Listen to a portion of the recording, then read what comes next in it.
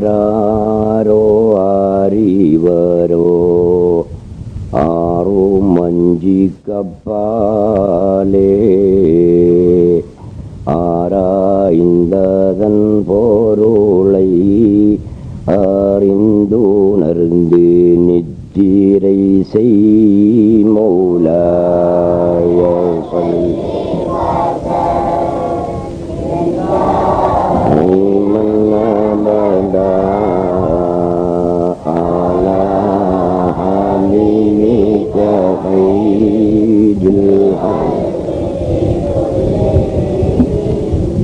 அல்ஹம்துலில்லாஹி ரப்பில் ஆலமீன் والصلاة والسلام على سيدنا محمد أشرف المرسلين وعلى آله وأصحابه وأزواجه وأهل بيته أجمعين أما بعد.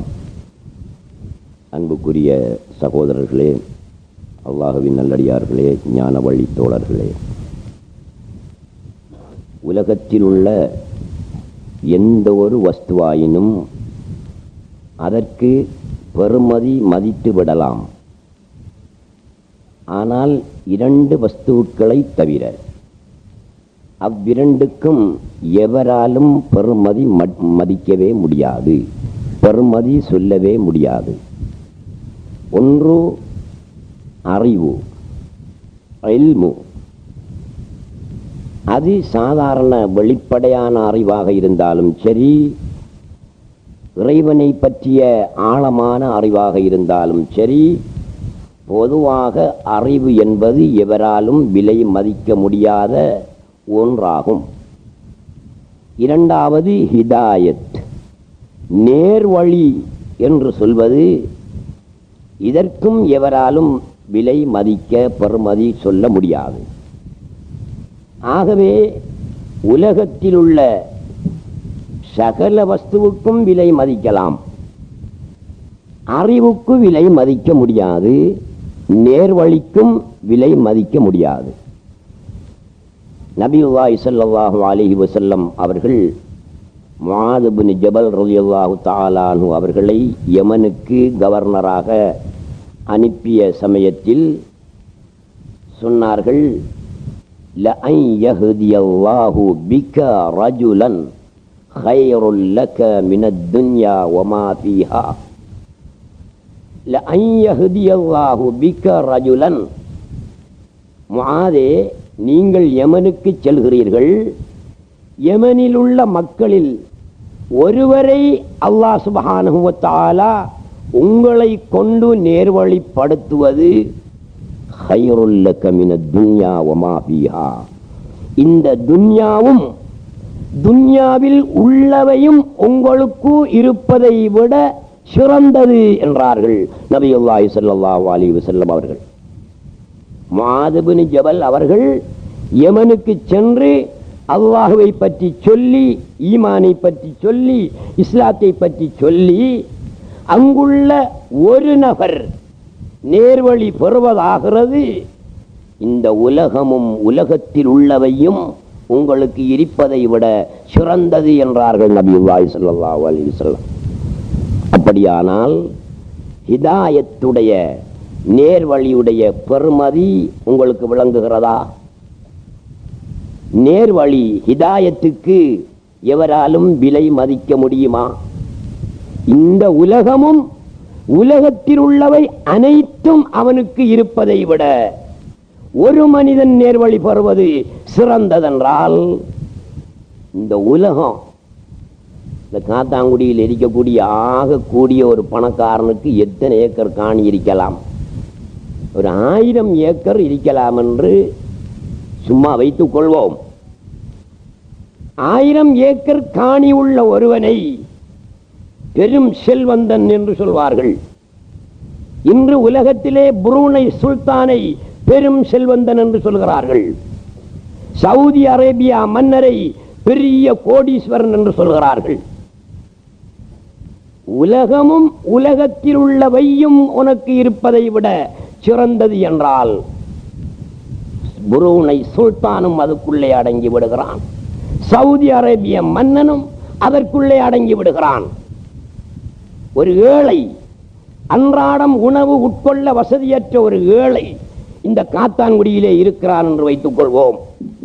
அவன் நேர்வழி பெறுகிறான், அல்லது அவனுடைய உபதேசத்தை கொண்டு இன்னொருவன் நேர்வழி பெறுகிறான் என்றால் அவன் இந்த புரூனை சுல்தானை விட, சவுதி அரேபியா மன்னரை விட சிறந்த செல்வந்தன் என்பதற்கு நபியுல்லாஹி ஸல்லல்லாஹு அலைஹி வஸல்லம் அவர்களுடைய ஹதீஸ் ஆதாரமாக இருக்கிறது.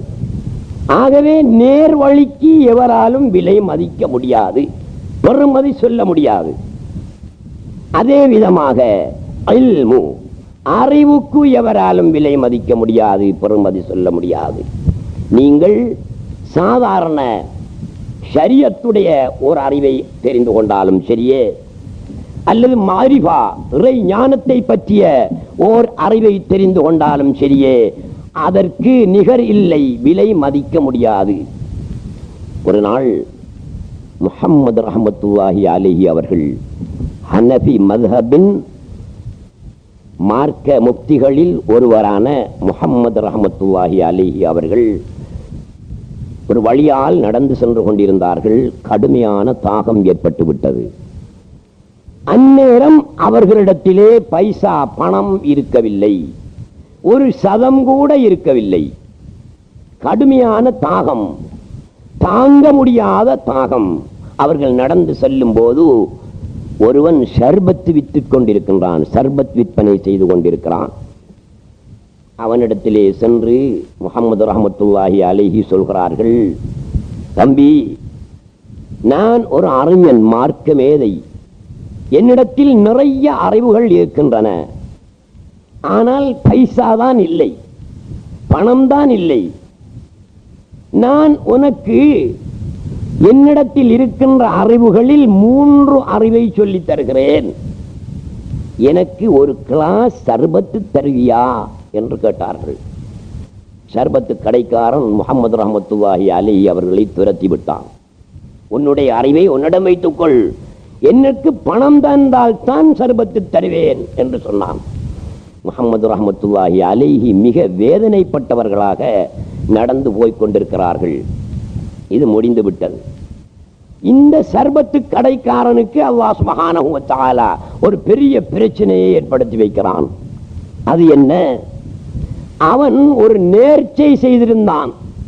அந்த சர்பத்து கடைக்காரன், என்னுடைய மனைவிக்கு உலகத்தில் உள்ள சகல வகையான நகைகளையும் நான் போடுவேன், போட தவறினால் அவள் தலாக்காகி விடுவாள் என்று அவன் நேர்ச்சை செய்திருந்தான். காலம் வந்துவிட்டது, நேர்ச்சையை நிறைவேற்ற வேண்டிய ஒரு அவசியம் அவனுக்கு ஏற்படுகிறது. எப்படி நேர்ச்சையை நிறைவேற்றுவான்? உலகத்தில் உள்ள சகல வகையான நகைகளையும் என்னுடைய மனைவிக்கு போடுவேன் என்றுதானே நேர்ச்சை செய்தான். போட முடியுமா? காத்தான்குடியிலேயே எத்தனையோ வகையான டிசைன்ல நகை இருக்கு. காத்தான்குடியில ஒரு வீட்டிலேயே எத்தனையோ வகையான டிசைன்ல நகை இருக்கு. உலகத்தில் உள்ள டிசைன்களில், உலகத்தில் உள்ள ரகங்களில் எல்லாம் ஒரு பெண்ணுக்கு நகையை போடுவதென்றால் அவன் புரூனை சுல்தானை விட மிஞ்சின பெரிய கோடீஸ்வரனாக இருந்தாலும் கூட முடியாதல்லவா? இவரோ சர்பத்து கடைக்காரன், சர்பத்து விற்பனை செய்கிறவர். ஒரு நாளைக்கு 5 ரூபா 10 ரூபா தான் உழைப்பார். எப்படி இவருடைய மனைவிக்கு உலகத்தில் உள்ள டிசைன்களில் நகை போட முடியும்? பிரச்சனை ஏற்பட்டு விட்டது. நகை போடாவிட்டால் மனைவி இல்லை, தலாக்காகி விடுவாள். நேர்ச்சையப்படுத்தான்.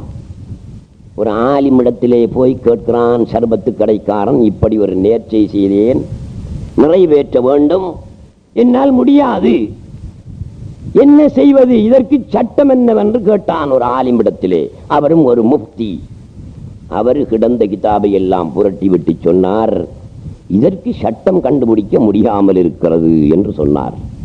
இன்னொரு ஆலிமிடத்திலே போனான், அவரும் அவ்வாறே சொன்னார். இன்னும் ஒரு ஆலிமிடத்திலே போனான், அவரும் அவ்வாறே சொன்னார். இப்படி அந்த ஊரில் உள்ள சகல ஆலிம்களையும் சந்தித்தார். கடைசியில் ஒருவர் சொன்னார், இதற்கு விடை சொல்வதாக இருந்தால் இந்த ஊரிலே முஹம்மது ரஹ்மத்துல்லாஹ், முஹம்மத் என்ற பெயரில் ஒரு அறிஞர் இருக்கிறார், அவரிடம்தான் இதற்கான விடையை பெறலாம் என்று ஒருவர் சொன்னார். யார் அந்த முஹம்மது என்று தேடி அலைந்து சந்தித்தான். தன்னிடத்திலே ஷர்பத்து கேட்டார்களே, 3 அறிவை சொல்லித் தருகிறேன், ஷர்பத் ஒரு கிளாஸ் தாரும் என்று கேட்டார்களே, அந்த முஹம்மது ரஹ்மத்துல்லாஹி அலைஹி அவர்கள்தான். நாயகமே, ஒரு சந்தர்ப்பத்திலே நீங்கள் ஒரு கிளாஸ் ஷர்பத்து தான் கேட்டீர்கள், 3 அறிவை சொல்லித் தருவதாக சொன்னீர்கள். என்னுடைய அறியாமையின் காரணத்தினால், பண ஆசையின் காரணத்தினால் உங்களை துரத்தி விட்டேன். ஒரு அறிவும் எனக்கு கிடைக்கவில்லை. ஆனால் இன்று எனக்கு ஏற்பட்டுள்ள மாபெரும் பிரச்சனை, என்னுடைய மனைவியே தலாக்காக போகக்கூடிய ஒரு நிலை. இந்த கட்டத்தில் தாங்களே ஒரு அறிவை சொல்லித் தாருங்கள் என்று கேட்டான். என்னப்பா, என்னுடைய மனைவிக்கு உலகத்தில் உள்ள சகல வகையான ரகங்களில், டிசைன்களில் நான் நகை போடுவதாக நேர்ச்சி செய்து விட்டேன், முடியாமல் இருக்கிறது, என்ன செய்யலாம் என்று கேட்டான். பார்த்தீரா? அப்போது சொல்கிறார்கள், இந்த அறிவையும் இதோடு 2 அறிவையும் சேர்த்து 3 அறிவு சொல்லித் தரத்தான் நான் உன்னிடத்திலே கேட்டேன், விரும்பினேன். நீயோ துரத்தி விட்டாய். சட்டத்தை யாராக இருந்தாலும் சொல்ல வேண்டும், நான் சொல்லித் தருகிறேன். உன்னுடைய மனைவி தலாக்காக மாட்டாள். நீ உலகத்தில் உள்ள சகல வகையான டிசைன்களிலும் நகை போட தேவையில்லை. ஒன்று செய். என்ன செய்ய? சிறிய அளவிலான குர்ஆன் ஒன்றை எடு. அந்த காலத்தில் மக்கத்துக்கு போயிட்டு வரக்கூடியவர்கள் சின்ன குர்ஆன் கொண்டு வருவாங்க. அதாவது இஸ்ம அடைச்சி போடக்கூடிய மாதிரி, அரைக்கூடு மாதிரி இருக்கும். அது அதற்குள் அந்த சின்ன குர்ஆன். அப்படி ஒரு குர்ஆனை எடுத்து அதை நூலில் கட்டி உன்னுடைய மனைவியுடைய கழுத்திலே கட்டிவிடு. உலகத்தில் உள்ள சகல வகையான டிசைன்களிலும் உள்ள நகைகளை போட்டவனாவாய். அவன் தலாக்காக மாட்டான், அவள் தலாக்காக மாட்டாள் என்று சொன்னார்கள் முஹம்மது ரஹ்மத்துல்லாஹி அலைஹி அவர்கள். அதெப்படி நாயகமே பெரியாரே என்று இவன் விளக்கம் கேட்டான். وما من رطب ولا يابس إلا في كتاب مبين. அவர்கள் பதில் சொன்னார்கள், ஒரு திருக்குர்ஆன் வசனத்தை தான் இந்த சட்டத்துக்கு ஆதாரமாக சொல்லி காட்டினார்கள். என்ன ஆயத்து? ஒமா மின் ரத்பின், பச்சையான எந்த வஸ்துவாயிருந்தாலும் சரி, வலா யாபிசின், காய்ந்து போன எந்த வஸ்துவாக இருந்தாலும் சரி, இல்லா ஃபீ கிதாபின் முபீன், பட்டவர்த்தனமான வெட்ட வெளிச்சமான குர்ஆனிலே அது இருக்கின்றது என்ற வசனம். எந்த ஒரு காய்ந்து போன வஸ்துவாக இருந்தாலும், எந்த ஒரு பச்சையான வஸ்துவாக இருந்தாலும் அது திருக்குர்ஆனில் இருக்கிறது என்ற திருவசனத்தை ஓதி காட்டினார்கள். அப்படியானால் இந்த வசனத்தின் படி உலகத்தில் உள்ள சகல வகையான டிசைன் நகைகளும் திருக்குர்ஆனிலே இருக்கிறதா இல்லையா? இருக்கிறது. ஆகவே அதை கட்டினால் சகல நகைகளையும் போட்டவனாக ஆவாய், அவளும் தலாக்காக மாட்டாள் என்று அந்த அறிவை சொல்லிக் கொடுத்திருந்தார்கள். எவ்வளவு பெருமதியான அறிவு! விலை மதிக்க முடியுமா சகோதரர்களே? இல்லை. ஆகையினால் விலை மதிப்பற்ற, விலை மதிக்க முடியாத 2 வஸ்துக்களை நீங்கள் தேடிக்கொள்ள வேண்டும். ஒன்று அறிவு. ஷரியத்துடைய அறிவையும் தேடிக்கொள்ளுங்கள், தரீகத்துடைய அறிவையும் தேடிக்கொள்ளுங்கள், ஹகீகத்துடைய அறிவையும் தேடிக்கொள்ளுங்கள், மாரிபத்துடைய அறிவையும் தேடிக்கொள்ளுங்கள், மனிதனாகுங்கள். அதே நேரத்தில் இந்த அறிவுகளை எல்லாம் தேடி ஹிதாயத், நேர்வழி எதுவோ அந்த நேர்வழியிலே செவ்வனே நடந்து செல்லுங்கள். இதற்கு நிகரான வஸ்து எதுவுமே கிடையாது. ஒருவன் கோடீஸ்வரனாக இருப்பான், நிறைய தலையிலிருந்து கால் வரையும் காசி வழியும், பெரிய மடையனாக இருப்பான். மார்க்க அறிவு அறவே இல்லாத ஒரு மட்டியாக அவன் இருப்பான். ஆனால் உலகம் அவனை பெரும் கோடீஸ்வரன் என்று மதிக்கும். இன்னொருவன் இருப்பான், அவனிடத்திலே ஒரு சதத்துக்கும் வழி இல்லாமல் இருக்கும். ஆனால் அவன் பெரும் மார்க்க மேதையாக, ஒரு ஞானியாக இருப்பான். அவனை இந்த சமூகம், இந்த உலகம் மதிக்காது. அல்லாஹ்விடத்திலே இவ்விருவரிலும் மதிப்புள்ளவர் யார்? உலக ரீதியான வறுமை இருந்தாலும் அறிவு செல்வம், ஹிதாயத் என்ற நேர்வழி செல்வம் எவரிடத்திலே இருக்கிறதோ அவரைத்தான் அல்லாஹ் சுப்ஹானஹு வ தஆலா மதிக்கின்றான். ஆகவேதான் நாங்கள் அறிவுடையவர்களாகவும் நேர் வழியை தெரிந்து அவ்வழியில் செல்லக்கூடியவர்களாக இருக்க வேண்டும் என்று நான் கேட்டுக்கொள்வதுடன், நாங்கள் அத்தனை பேரும் சூரத்துல் ஃபாத்திஹா ஓதுகிறோம். இதில் உள்ள ஒரு அறிவை உங்களுக்கு சொல்லித் தருவதற்காகத்தான் இந்த அத்திவாரத்தை உங்கள் மத்தியிலே நான் போட்டு காட்டினேன். என்ன அறிவு? அல்ஹம்துலில்லாஹி ரப்பில் ஆலமீன், அர் ரஹ்மானிர் ரஹீம், மாலிகி யௌமித்தீன். இதுக்கு விளக்கம் தேவையில்லை. என்ற சப்ஜெக்ட் அதில் இல்லை. நான் இதில் இப்போ சொல்ல போறதுல தான் இருக்கு. இய்யாக நஅபுது வ இய்யாக நஸ்தஈன். இய்யாக நஅபுது, உன்னையே வணங்குகின்றோம். வ இய்யாக நஸ்தஈன், உன்னிடமே உதவி தேடுகிறோம். இந்த வசனம் அரபு மொழி படித்தாக்களுக்கு தான் தெரியும், மற்றவர்களுக்கு விளங்காது. இருந்தாலும் நான் சுட்டி காட்டுகிறேன். இந்த வசனம் இப்படி வரலாம். எப்படி? நஅபுதுக வ நஸ்தஈனுக என்று வரலாம். இது மூக்கை இப்படி பிடிக்கிற மாதிரி வேலை. புரோட்டிக்கு பின்னால, தலைக்கு பின்னால கையெடுத்து மூக்கை பிடிக்கிற மாதிரி வேலை. எந்த வேலை? இய்யாக நஅபுது வ இய்யாக நஸ்தஈன் என்று சொல்றது. அப்படி மூக்கை பிடிக்க தேவையில்லையே. மூக்கு முன்னுக்கு இருக்கி பிடிச்சிக்க வேண்டியதுதான். இய்யாக நஅபுது வ இய்யாக நஸ்தஈன் என்பதை நஅபுதுக வ நஸ்தஈனுக என்று சொல்லலாம். அல்லாஹ் சுப்ஹானஹு வ தஆலா ஏன் பின்னால கையெடுத்து மூக்க பிடிச்சான்? நேரிலேயே மூக்க பிடிக்காம ஏன் பின்னால கையை போட்டு பிடிச்சான்? பின்னால கையை போட்டு பிடிச்சதுல விஷயம் இருக்கு. அதனால பிடிச்சிருக்கான். நஅபுதுக வ நஸ்தஈனுக என்று சொல்லல, இய்யாக நஅபுது வ இய்யாக நஸ்தஈன் என்று சொல்லி இருக்கிறான். இந்த நஅபுதுக என்ற இந்த க, அது ஒரு எழுத்து தான், ஒரு எழுத்து. அந்த ஒரு எழுத்தை நீ முன்னால் கொண்டு வருவதாயிருந்தால் க நஅபுது என்று கொண்டற இயலா. அது இலக்கண சட்டம் பிழையா போயிரும். அதனால இலக்கணம் எப்படி சொல்லுதோ, அந்த க என்பதை நீ முன்னால் கொண்டு வர விரும்பினால் க என்று கொண்டு வராமல் அதை இய்யாக என்று மாற்று என்று இலக்கணம் சொல்லுகிறது. இய்யாக நஸ்தஈன் எப்படி சொல்லலாம்? நஸ்தஈனுக என்று சொல்லலாம்.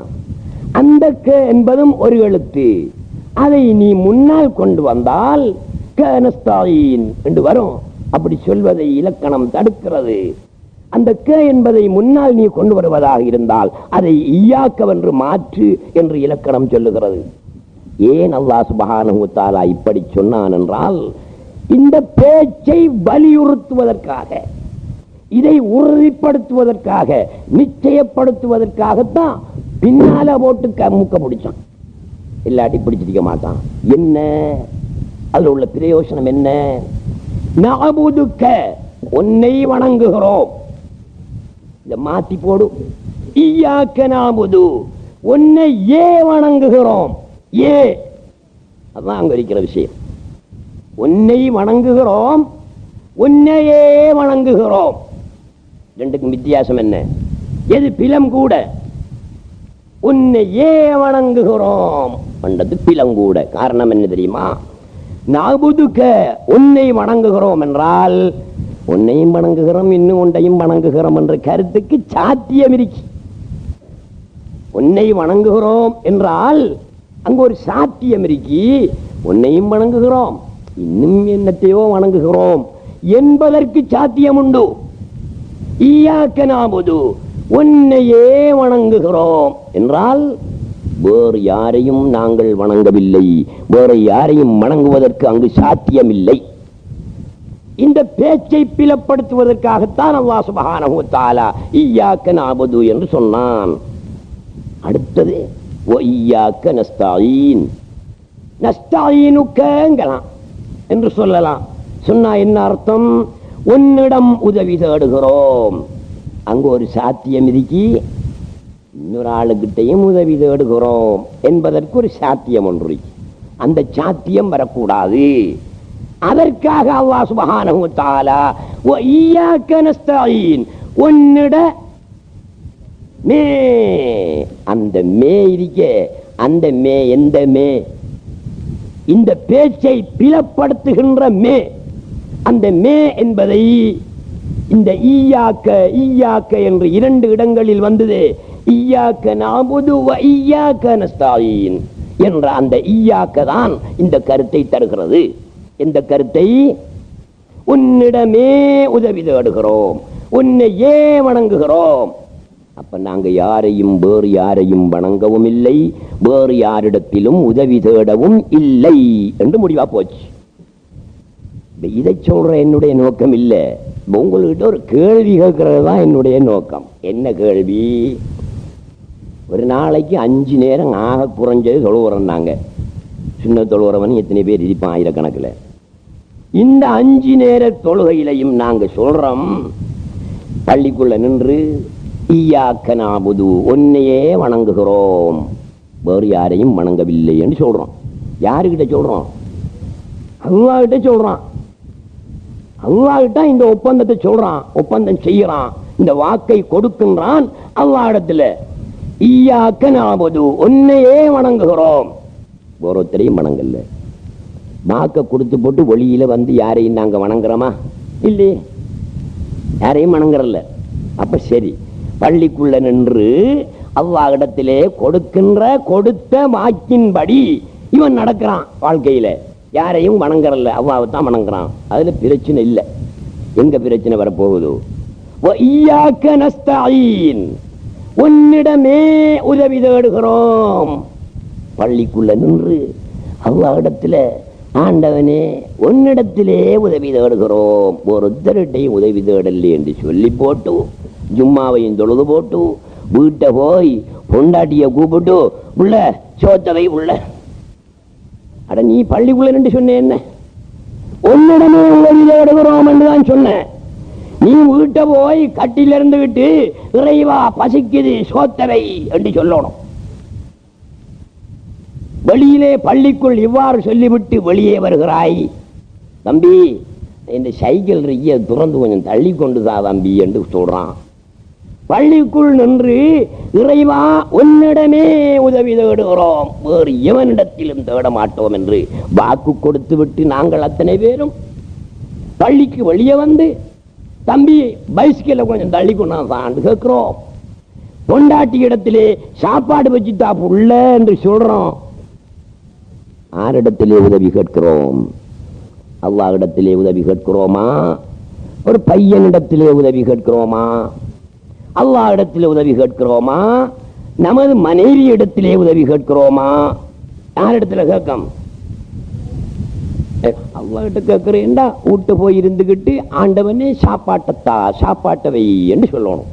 அல்லாஹ்ட்ட உதவி கேட்கிறதா இருந்தா, அல்லாஹ் இடத்துல உதவி கேட்கிறதா இருந்தா பள்ளியை விட்டு வெளியே வந்து ஆண்டவனே பைசிக்கல் பூட்டிருக்கி இந்த சாவி திறந்து கொண்டு தள்ளி கொண்டு என்னுடைய கால் அடிக்கிட்டா என்று வடியில நின்று போனோம். அப்படி யாராவது செய்கிறீர்களா? யாரும் செய்யல. அப்படியானால் பள்ளிக்குள் நின்று அல்லாஹ்விடத்தில் நாங்கள் கொடுக்கக்கூடிய வாக்கென்ன, எங்களுடைய செயல் என்ன? உதட்டில உண்டு, செயல்ல உண்டு. வார்த்தையிலே அல்லாஹ்விடத்திலே சொல்கிறோம், உன்னிடமே உதவி தேடுகிறோம், ஒரு யாருக்கிட்டையும் எந்த உதவியையும் தேட மாட்டோம். உதவி தேடி தேடியே காலம் போகிறது. உங்கள யாராவது ஒரு நாள் சொல்லுங்க பாப்போம். எனக்கும் விஷயம் தெரியாமல் மிதிக்கலாம் தானே, ஆகையினால ஒரு நாள் சொல்லுங்க பாப்போம். இந்த உலகத்தில் ஒருவன் இன்னொருவரிடத்தில் உதவி தேடாமல் வாழ முடியும் என்று சொல்லுங்க பாப்போம். ஒருவன் இந்த உலகத்தில் இன்னொருவனிடத்தில் உதவி தேடாமல் அல்லாஹ்விடத்திலே மட்டும் உதவி தேடிக்கொண்டு வாழ முடியும் என்று சொல்லுங்க பாப்போம். ஒருவரும் பெற மாட்டீங்க சொல்றது. யாராலும் சொல்ல முடியாது. காரணம் என்ன? ஒருவன் எழுந்ததிலிருந்து ராவைக்கு படுக்கும் வரைக்கும் பொண்டாட்டியை பார்த்து வெட்ட போறி படுக்க போற என்று சொல்ற வரைக்கும் உதவி தேடியவனாகவே வாழ்ந்து கொண்டிருக்கிறான். யாரிடத்திலே? சிருஷ்டி இடத்திலே. அல்லாஹ்வை தவிர உள்ள எவரிடத்திலும் உதவி தேட மாட்டேன் என்றுதான் நீ சொன்னான். இப்ப அல்லாஹ்வை தவிர உள்ள சிருஷ்டிகளிடத்திலே உதவி தேடித்தான் ஒத்தம் வாழ வேண்டியதா இருக்கிறது. அப்ப எங்களுக்கு பாவமா? பாவம் இல்லையா? பாவம். எப்படி பாவம்? நாங்கள் பள்ளிக்குள் நின்று அல்லாஹ்விடத்தில் என்ன சொல்றோம்? உன்னிடமே தான் உதவி தேடுவோம், வேறு யாரிடத்திலும் தேட மாட்டோம் என்றால் யாரிடத்திலும் தேடக்கூடாது. அதான் சொன்னபடி நடக்கிறது. பள்ளிக்குள் இவ்வாறு சொல்லிவிட்டு நாங்கள் மற்றவர்களிடத்திலே உதவி தேடி வாழ்கிறோமே, இது குர்ஆனுக்கு மாற்றமா இல்லையா? மாற்றம். இறைவனிடத்திலே கொடுத்த வாக்குக்கு மாறு செய்கின்றீர்களா இல்லையா? மாறு செய்கின்றீர்கள். எப்படி அப்ப மனுஷன் தப்புறதுக்கு வழி ஒன்று வேணுமே. இய்யாக்க நஅபுது வ இய்யாக்க நஸ்தஈன் என்று சொல்லையும் வேணும். அது ஓதாமையும் இயலா. குர்ஆன் அப்படித்தான் சொல்லுது. அதே நேரம் உன்னிடமே உதவி தேடுகிறோம் என்று சொல்லிவிட்டு மனிதர்களிடத்திலே உதவி தேடாமல் அல்லாஹ்விடத்திலே மட்டும் உதவி தேடி வாழவும் முடியாது. மனிதனிடத்தில் வாக்கு உதவி கேட்டுத்தான் ஆகணும். எப்படி தப்புற, எப்படி குற்றத்தில் இருந்து நாம தப்புற? அதுக்கு ஒரே ஒரு வழி. கொள்ள விளக்கம் தேவையில்லை, மிச்சமா யோசிக்காதங்க. என்ன சொல்றீங்க? அல்லாஹ்விடத்துல உன்னிடமே உதவி தேடுகிறோம் என்று சொல்றீங்க தானே. நீங்கள் யாரிடத்தில் உதவி தேடினாலும் அவனை அல்லாஹ் என்று நினைத்துக் கொண்டு தேடுங்கள். முடிஞ்சு கதை. பெண்டாட்டி இடத்திலே, மனைவி இடத்திலே நீங்கள் உதவி தேடினாலும் சரி, ஒரு பையனிடத்திலே உதவி தேடினாலும் சரி, அவளையும் அவனையும் அவனாக நினைத்துக் கொண்டு உதவி தேடினால் நீங்கள் யாரிடத்திலே உதவி தேடுகிறீர்கள்? அல்லாஹ்விடத்திலே உதவி தேடுகிறீர்கள், மற்றவர்களிடத்திலே உதவி தேடவில்லை. இதுதான் தப்புறத்துக்குள்ள வழி. இல்லாட்டி அல்ஹம்து சூரத்து ஓதுறவன் அத்தனை பேரும் அல்லாஹ்வுக்கு மாறு செய்கிறான். ஃபாத்திஹா சூரத்து ஓதி அதிலே அல்லாஹ்விடம் வாக்கு கொடுத்து விட்டு அந்த வாக்குக்கு மாறு செய்கிறவன் தான் அத்தனை பேரும். இந்த தௌஹீதுடைய வழியிலே, இந்த அடிப்படையிலே இதற்கு விளக்கம் கொண்டால் மாத்திரம்தான் நாம் பாவத்திலிருந்து, நாம் அல்ல, சூரத்துல் ஃபாத்திஹா ஓதுகின்ற அத்தனை பேரும் பாவத்திலிருந்து தப்புவதற்கு வழி இருக்கிறது. ஆகவே யாரிடத்தில் உதவி தேடினாலும் என்ன நினையுங்கள்? அல்லாஹ்விடத்திலே உதவி தேடுவதாக நீங்கள் நினையுங்கள். இதா அகல்த அகல்த மினல்லாஹ், இதா ஆதைத ஆதைதல்லாஹ். நீ கொடுத்தால் அல்லாஹ்வுக்கு கொடு, நீ எடுத்தால் அல்லாஹ்விடம் இருந்து எடு. அல் அவுலியாஉ கானூ யஅഖுதூன மினல்லாஹ் வ யுஅதூனல்லாஹ். அவுலியாக்கள் என்பவர்கள் அல்லாஹ்விடம் இருந்து எடுக்கிறார்கள், அல்லாஹ்வுக்கு கொடுக்கின்றார்கள். அப்ப நாங்க யாரிடத்தில் இருந்து எடுத்தாலும் யாருக்கு கொடுத்தாலும் எங்கட கல்வில என்ன எண்ணம் இருக்க வேணும்? சிருஷ்டிக்கு கொடுப்பதாக, சிருஷ்டியிடமிருந்து எடுப்பதாக நாங்கள் நினைக்க கூடாது. அல்லாஹ்வுக்கு கொடுக்கின்றோம், அல்லாஹ்விடமிருந்து எடுக்கின்றோம் என்ற எண்ணம், இந்த நம்பிக்கை, இந்த விசுவாசம், இந்த கொள்கை இருந்தால் மட்டும்தான் இய்யாக்க நஅபுது வ இய்யாக்க நஸ்தஈன் சரி வரும். அவனிடமே நாங்கள் உதவி தேடிக்கொண்டிருக்கிறோம். காரணம் என்ன? அவனல்லாத ஒன்றும் இல்லை என்பதுதானே தௌஹீத். அவனல்லாத ஒரு வஸ்துவும் இல்லை என்பதுதானே ஈமான். அப்படியானால் நீ யாரிடத்தில் எதை கேட்டாலும், யாருக்கு எதை கொடுத்தாலும் அல்லாஹ்வுக்கே கொடுக்கின்றாய், அல்லாஹ்விடமிருந்தே எடுக்கின்றாய். இது எங்களுடைய பகும். பகுமண்டா எங்களுக்கு நாங்க சோதனை பண்ணி ஒரு கண்ணாடி எடுத்தா தான் கண்ணாடியை போட்ட உடனே பொருள் தெரியும். நாங்க சோதனை பண்ணாம இன்னொத்தண்ட கண்ணாடிய கண்ணில போட்ட உடனே ஒரு பொருள் ரெண்டு பொருளா தெரியும். சாரை கண்ணனாக ஆகிவிட வேண்டிய நிலைமை ஏற்படும். சாரை பாம்புக்கு ஒரு பொருள் ரெண்டு பொருளாக தெரியும், ஒரு துவாரம் ரெண்டு துவாரமாக தெரியும். அதனால் தான் அது வளைந்து வளைந்து ஓடுகிறது என்று சொல்கிறார்கள். அதே போல நாங்கள் மற்றவர்களின் கண்ணாடியை போட்டால் ஒரு பொருள் இரண்டு பொருளாக தெரியும். சோதனை பண்ணி கண்ணாடி போட்டால் ஒரு பொருள் ஒரு பொருளாகவே தெரியும். இருப்பது ஒரு பொருள் தான், அல்லாஹ் தான் இருக்கிறான். அப்ப அவனிடத்திலான் நாங்கள் உதவி கேட்கிறோம் சகோதரர்களே, வேறு யாரிடத்திலும் உதவி கேட்கவில்லை. இதை நீங்கள் தெரிந்து கொள்ள வேண்டும். ஆனால் சில ஹதீஸ்கள் இப்படியும் வருகின்றன.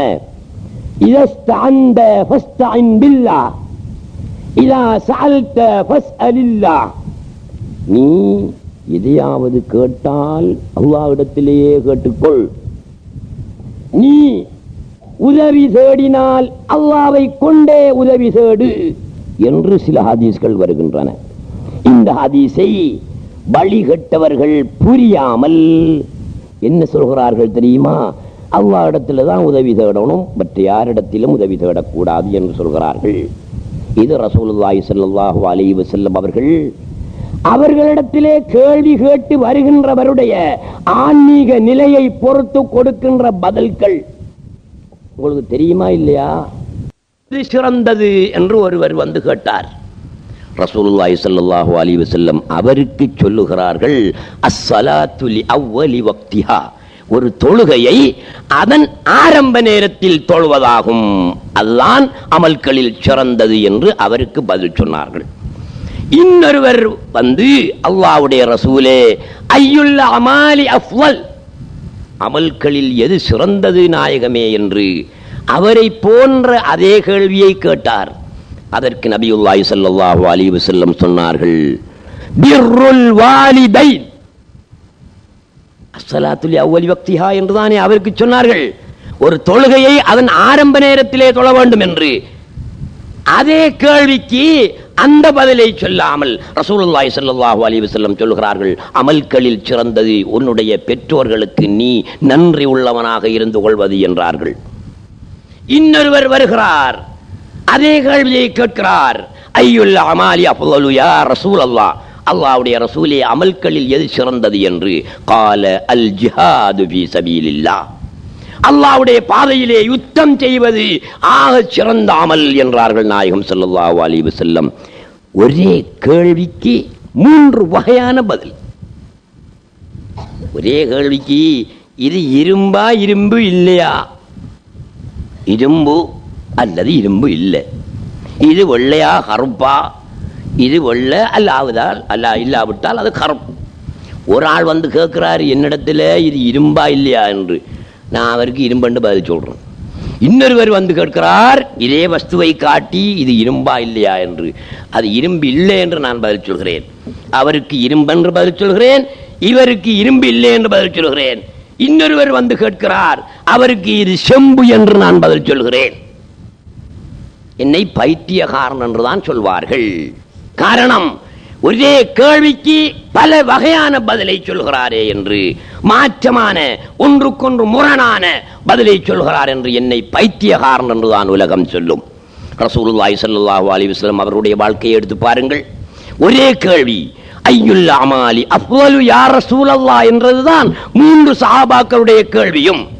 அவருக்கு சொல்கிறார்கள் அமல்களில் சிறந்தது ஆரம்ப நேரத்தில் தொழுவது என்று. இவருக்கு சொல்கிறார்கள் அமல்களில் சிறந்தது பெற்றோருக்கு நன்றி உள்ளவனாக இருத்தல் என்று. இவருக்கு சொல்கிறார்கள் அல்லாஹ்வுடைய பாதையிலே புனித போர் செய்வது என்று. பல பதில்கள். ஏன் இவ்வாறு சொன்னார்கள் நபியுல்லாஹி ஸல்லல்லாஹு அலைஹி வஸல்லம்? கேள்வி கேட்டாரே அவருடைய ஆன்மீக நிலையை பொறுத்த பதில் நபியுல்லாஹி ஸல்லல்லாஹு அலைஹி வஸல்லம் கொடுத்தார்கள். எல்லா நோய்க்கும் ஒரு மருந்தல்ல, நோய்க்கு ஏற்ற மருந்து கொடுப்பதுதான் புத்திசாலித்தனம். தடுமலா தடுமலுக்குரிய மருந்து, காய்ச்சலா காய்ச்சலுக்குரிய மருந்து, பித்தமா பித்தத்துக்குரிய மருந்து. நோய்க்கு ஏற்ற மருந்தை கொடுப்பதுதான் புத்திசாலித்தனம். ஆரம்ப நேரத்தில் தொழுவதுதான் சிறந்த அமல் என்று ரசூலுல்லாஹ் பதில் சொன்னார்களே, அந்த சஹாபி ஆரம்ப நேரத்தில் தொழுகிறல்ல, அவ்வளவுதான். தொழுகிற சஹாபி தான் ஆரம்ப நேரத்தில் தொழுகையை தொழுவதில்லை. அவருக்கு என்ன மருந்து கொடுக்கணும்? அதுக்குரிய மருந்து தான் கொடுக்க வேண்டும். பெற்றோருக்கு நன்றி செய்தல், புனித போர் செய்தல் என்று அவருக்கு பதில் சொல்ல முடியாது. அவரில் உள்ள குறை, அவரில் உள்ள நோய் என்ன? ஆரம்ப நேரத்தில் தொழாமல் இருப்பது. அதற்காக அவருக்கு அப்படி பதில் சொன்னார்கள் நாயகம் ஸல்லல்லாஹு அலைஹி வஸல்லம். பிர்ருல் வாலிதைன், பெற்றோருக்கு நன்றி செய்தல் என்று சொன்னார்களே, அது அந்த சஹாபி எல்லா காரியத்திலேயும் நல்ல மனுஷன்தான். பெற்றோருக்கு நன்றி செய்வதில் திறக்குறைச்சல் உள்ளவராக இருந்தார். அது அவரில் உள்ள குறை, அது அவரில் உள்ள நோய். அதற்கான மருந்தை அவருக்கு கொடுக்க வேண்டுமா இல்லையா? அதற்காகத்தான் நபியுல்லாஹி ஸல்லல்லாஹு அலைஹி வஸல்லம் அவருக்கு சொன்னார்கள் பெற்றோருக்கு நன்றி செய்தல் என்று. இன்னொரு சஹாபி வந்து கேட்டாரே அமல்களில் சிறந்தது எதென்று. நபியுல்லாஹி ஸல்லல்லாஹு அலைஹி வஸல்லம் புனித போர் செய்தல் என்று அவருக்கு சொன்னார்கள். அவரில் இருந்த குறை, அவரில் இருந்த நோய் புனித போருக்கு போவதில்லை. மற்ற எல்லா சிறப்புகளிலும் அவரிலே இருந்தன. அதற்காக அவருக்கேற்ற மருந்தை ரசூலுல்லாஹி ஸல்லல்லாஹு அலைஹி வஸல்லம் கொடுத்தார்கள். இப்படி கேள்வி கேட்பவருக்கு அவருடைய ஆன்மீக நிலைக்கு ஏற்ற பதிலை ரசூலுல்லாஹி ஸல்லல்லாஹு அலைஹி வஸல்லம் அவர்கள் கொடுத்து வந்திருக்கிறார்கள். இதன்படி ஒருவர் வந்தார், அவருடைய ஆன்மீக நிலைக்கு அவர் கேட்டால் அல்லாஹ் இடத்துல கேட்கணும். அல்லாஹ் சுப்ஹானஹு வ தஆலாவுக்கு ஒருவன் மிகவும் நெருங்கி இருந்தானே, ஆனால் அவன் மத்தாக்கிட்ட கேட்கல, அவன் அல்லாஹ் இடத்துல தான் கேட்க வேண்டும். நெருக்கம் கூடி போச்சு, மற்றவர்களிடத்திலே கேட்க முடியாது. தூரத்தில் உள்ளவன் யாரிடத்திலும் கேட்கலாம். நெருக்கம் கூடினால் நெருக்கம் கூடியவனிடத்தில் தான் ஒரு உதவியை கேட்க வேண்டும்.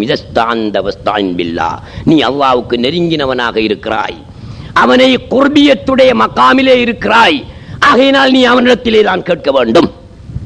அப்ப நெருக்கம் கூடினா அவனிடத்தில் கேட்க வேண்டும். இப்ராஹிம் அலைஹிஸ்ஸலாத்து வஸ்ஸலாம் அவர்களை நும்ரூத் என்பவன் நெருப்பு கிடங்கிலே தூக்கி எறிந்தான். நெருப்புக்குள் விழுந்தார்கள் இப்ராஹிம் அலைஹிஸ்ஸலாத்து வஸ்ஸலாம் அவர்கள்.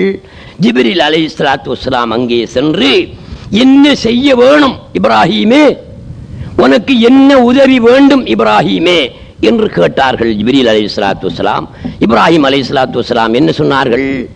அம்மா இலைக்க ஃபலா, அம்மா இலைக்க ஃபலா, இந்த கட்டத்தில் உனக்கிட்ட ஒன்றும் தேவையில்லை, ஒன்றையும் எதிர்பார்க்க மாட்டேன். காரணம், இப்ராஹிம் அலைஹிஸ்ஸலாத்து வஸ்ஸலாம் அவர்கள் அல்லாஹ்வுக்கு மிக நெருங்கி இருந்த குர்பியத்துடைய மகாமிலே இருந்த காரணத்தினால் அந்த நேரம் ஜிப்ரீல் இடத்திலே கேட்க முடியாது, அல்லாஹ் இடத்தில் நான் கேட்க வேண்டும். இப்படியான சில சம்பவங்கள் இருக்கின்றன. இதை அடிப்படையாக வைத்து கேள்வி கேட்டவருடைய ஆன்மீக நிலைக்கு மனநிலைக்கு ஏற்றவாறு ரசூலுல்லாஹி ஸல்லல்லாஹு அலைஹி வஸல்லம் பதில் சொன்னதினால் தான் அந்த சஹாபிக்கு நீ கேட்டால் அல்லாஹ்விடம் கேளு, உதவி தேடினால் அவனை கொண்டு உதவி தேடு என்று சொன்னார்கள். எனவே அன்புள்ள சகோதரர்களே, நாங்கள் சூரத்துல் ஃபாத்திஹாவில் ஈயாக்க நஅபுது வ ஈயாக்க நஸ்தஈன், உன்னையே வணங்குகிறோம், உன்னிடமே உதவி தேடுகிறோம் என்று சொல்கிறோமே, சொல்லிவிட்டு பலரிடத்திலும் உதவி கேட்கிறோமே, அது மாற்றமாக ஆகாது, பாவமாக ஆகாது. எப்போது ஆகாது? நாங்கள் யாரிடத்தில் உதவி கேட்கிறோமோ அவரையும் அல்லாஹ்வின் மல்ஹர், அல்லாஹ்வுடைய வெளிப்பாடு, அவனேதான் இவனாக வந்துள்ளான் என்ற உணர்வோடு கேட்டோமானால் பாவமாக ஆகாது. இல்லாமல் சிருஷ்டியிடத்திலே உதவி தேடுவதாக இவன் நினைத்துக் கொண்டு உதவி தேடினால் அது பாவமாக ஆகும், இறைவனிடத்திலே கொடுத்த வாக்குக்கு மாறாக ஆகிவிடும். அடுத்தது இன்னொரு சப்ஜெக்ட் என்ன? அல்லாஹ் இடத்துல உதவி தேடுங்க, அவுலியாக்கள் இடத்துல உதவி தேடாதங்க. அது ஒரு விஷயம். அல்லாஹ் இடத்தில் உதவி தேடு, மற்ற யாரிடத்திலும் தேடாதே. அவுலியாக்கள்கிட்ட மட்டும் தேடாதே என்ற கருத்து இல்லை.